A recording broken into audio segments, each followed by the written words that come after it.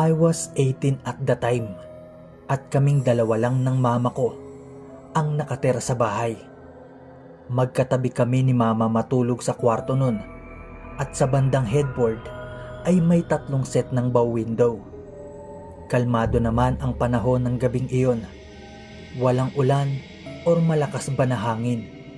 Yung tipong mga tunog lamang ng insekto ang maririnig mo. Nasa probinsya kasi kami ng Mindanao. It was around 1 to 2 a.m. nang bangungutin ako. May nakatitig daw sa amin ni mama sa may bintana na isang matangkad na entity. Mahaba ang braso at mga daliri nito at naka-outstretch sa may bintana namin at animoy sumisilip sa amin. Mahaba din ang buhok at natatakpan ang mukha nito. Ginising ako ni mama dahil umuungol na ako at pawis na pawis. Aktong babangon na ako sa kama ay kitang-kita ko ang nilalang sa panaginip ko. Nakaharap ito sa akin at mistulang gustong pumasok sa bintana. Agad-agad kong pinailaw sa labas ng bahay at tumakbo palabas, dala ang flashlight. Wala na akong nadatnan sa labas kundi parang putik na marka ng kamay sa may bintana at masangsang ang amoy. Hinabol ako ni mama sa labas at tinanong kung anong nangyari sa akin. Pagkatapos kong i-explain sa kanya, pinagdiinan netong sinabi na wala siyang nakita sa may bintana namin. Kinaumagahan, nagpunta kami sa espiritista na kilala sa katabing barangay. Hindi ko pa nakukwento kay Manang Shirley ang sadya ko ay inunahan na niya ako at sinabing gusto akong kunin ng engkanto at dalhin sa kanilang mundo. Balak niya raw akong maging kapares ng kanyang anak. Maging si mama ay hindi makapaniwala sa sinabi ni Manang Shirley. May binigay na instruction sa akin si Manang Shirley para daw lubayan ako ng engkanto. Pinagsindi ako ng 5 itim na kandila sa simbahan araw ng Biyernes. Tapos may pinabasa sa akin sa Latin. Magmula nun, nagsimula na akong makakita ng mga entity kung saang lugar ako mapunta. Parang na-enhance senses ko sa mga entity at mga espiritong ligaw. Maikling kwento lang. Medyo natatakot kasi ako pag naaalala ko ito. So, eto na nga. Grade 11 ako nun. Kasama ko ang mga tropa ko. Medyo high kami nun sa pinagbabawal na halaman. Bali yung pwesto namin is sa may bahay lang ng tropa ko. Sa likod ng kanilang tahanan, may isang malaking puno at mga halaman. Something like that.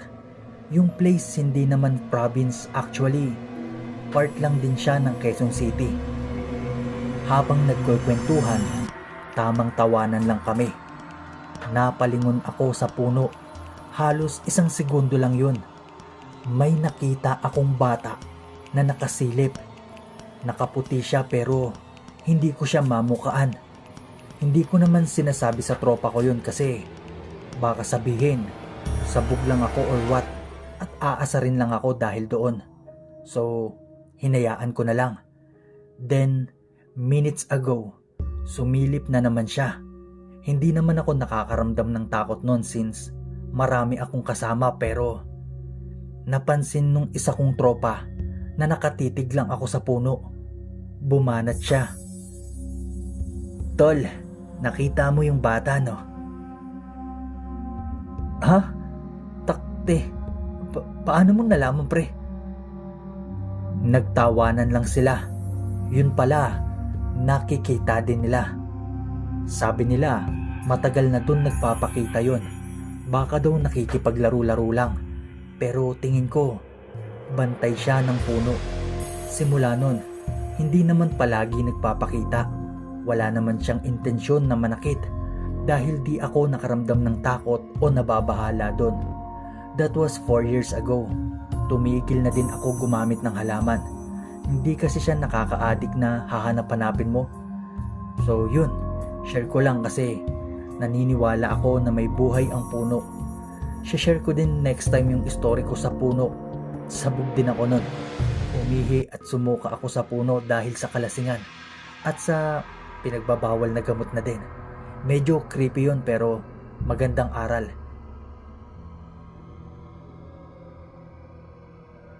Nangyari ito 9 years ago.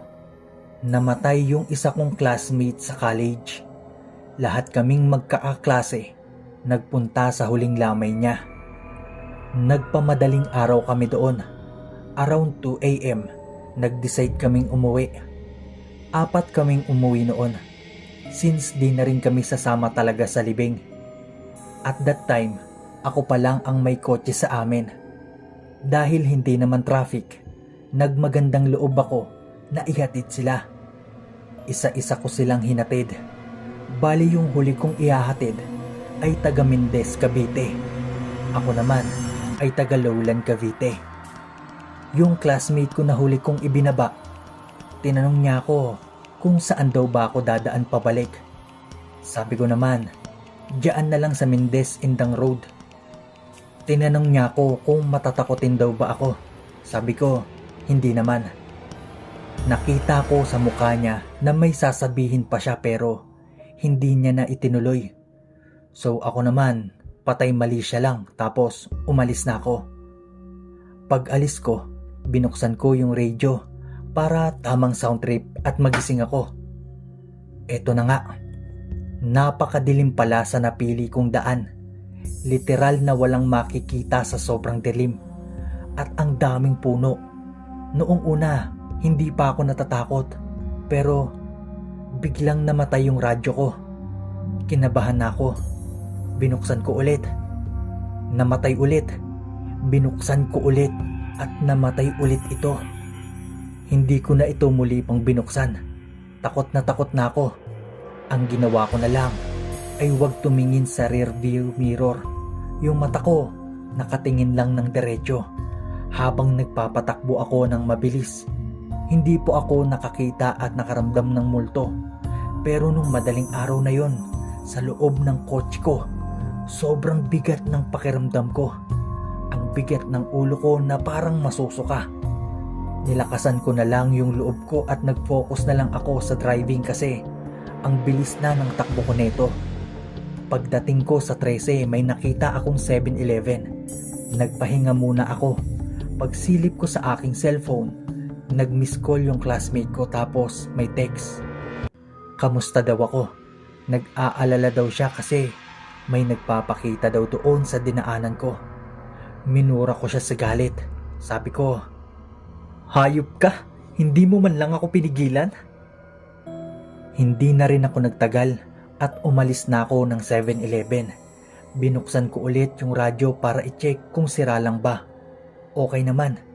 Hindi na siya namatay hanggang sa nakauwi ako. Mula noon, never na ako dumaan sa kalsada na yon kapag gabi.